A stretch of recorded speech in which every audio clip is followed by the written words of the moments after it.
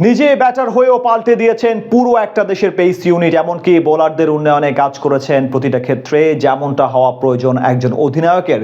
জাতীয় দল তো বটে, বাংলাদেশের ঘরোয়া লিগের পেস বিপ্লবে অন্যতম বড় নায়ক ছিলেন তিনি, অথচ সব সময় তাকে রাখা হয় আড়ালে, কেউ প্রশংসা করে না তাকে নিয়ে। এবার সেই নামটাই প্রকাশ করলেন তামিম ইকবাল।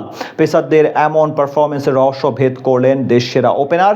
বাংলাদেশের পেস ইউনিটের উন্নয়নে কার অবদান সবচেয়ে বেশি, এ বিষয়ে তামিমের মতামত নিয়ে বিস্তারিত শুনবো এই প্রতিবেদনে। নিঃসন্দেহে বিশ্ব ক্রিকেটে বর্তমানে অন্যতম শক্তিশালী পেস ইউনিট এখন বাংলাদেশের। গেল কয়েক বছর ধরে তাসকিন শরীফুলদের পারফরমেন্স অন্য যে কোনো দলের জন্য ঈর্ষান্বিত। আর তাদের এমন উন্নতির পেছনে অনেককে ক্রেডিট দিতে চান। কেউ কেউ মনে করেন সাবেক বোলিং কোচ অ্যালান ডোনাল্ডের কারণে এমন পরিবর্তন হয়েছে, কেউ আবার ওটিস গিবসনের প্রশংসা করেন। অথচ সত্য হলো, যার কারণে দেশের পেস ইউনিটের এমন বিপ্লব ঘটেছে তিনি সব সময় থাকেন পর্দার আড়ালে। যদিও এবার তার নাম প্রকাশ করেছেন তামিম ইকবাল খান। চেন্নাইয়ের মাটিতে শান্ত লিটনরা ব্যাট ও বল হাতে খেলছেন বিরাট কোহলিদের বিপক্ষে। অন্যদিকে মাঠের বাইরে নতুন দায়িত্ব নিয়েছেন তামিম ইকবাল। প্রথমবারের মতো বিদেশের মাটিতে কমেন্ট্রি করতে দেখা যাচ্ছে তাকে। মাইক্রোফোন হাতে শুরু করেছেন নিজের নতুন ক্যারিয়ার, আর সেখানেই তুলে ধরেন বাংলাদেশের বর্তমান পেস ইউনিটের উত্থান।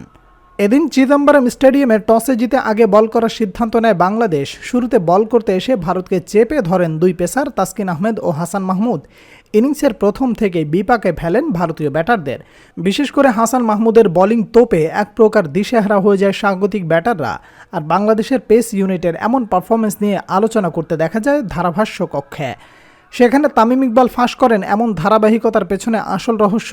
সেক্ষেত্রে তার মতে টাইগার দলের পেস ইউনিটের বিপ্লব ঘটে সাবেক অধিনায়ক ও বর্তমান দলের সদস্য মমিনুল হকের কারণে। একজন ব্যাটার হয়েও তিনি সব সময় চেয়েছেন পেস বোলারদের উন্নতি হোক। মমিনুলকে নিয়ে তামিম বলেন, বাংলাদেশের পেস বোলিংয়ের উন্নতির অন্যতম কারণ মমিনুল হক। মমিনুল যখন অধিনায়ক ছিল তখন পেসারদের প্রচুর সাপোর্ট দিয়েছে। ঘরোয়া লিগের প্রত্যেক টিমের কোচের সাথে এবং ক্যাপ্টেনের সাথে যোগাযোগ করেছে এবং তাদের অনুরোধ করেছে পেসারদের যেন প্রতি ইনিংসে অন্তত 15 থেকে 20 ওভার বল করানো হয়। আর সে কারণেই এমন উন্নতি হয়। এছাড়া বাস্তব চিত্র তেমন কথাই বলে। 2019 সালের আগেও টাইগার দলের পেস ইউনিট আহামরি সমীহ জাগানোর মতো ছিল না। যখন থেকে মমিনুল হককে অধিনায়ক করা হয় তখন পাল্টে যায় পুরো দৃশ্যপট। তার নেতৃত্বে 2022 সালে নিউজিল্যান্ডকে হারায় পেসারদের দাপটে। এছাড়া তিনি প্রথম স্পিন নির্ভরতা থেকে বেরিয়ে এসে পেসারদের বেশি সুযোগ দেওয়ার চেষ্টা করেন, যার প্রতিফলন দেখা যাচ্ছে বর্তমান টেস্ট ক্রিকেটে পেসারদের ধারাবাহিক উন্নতি। শুধু ভারতের বিপক্ষেই না, পাকিস্তানের বিপক্ষে ইতিহাস গড়া সিরিজ জয়ের পেছনেও পেসারদের ভূমিকা ছিল সবচেয়ে বেশি। পাশাপাশি আশা করা যায় সামনে তাসকিনদের হাত ধরে আরও সাফল্য আসবে বাংলাদেশের ক্রিকেটে।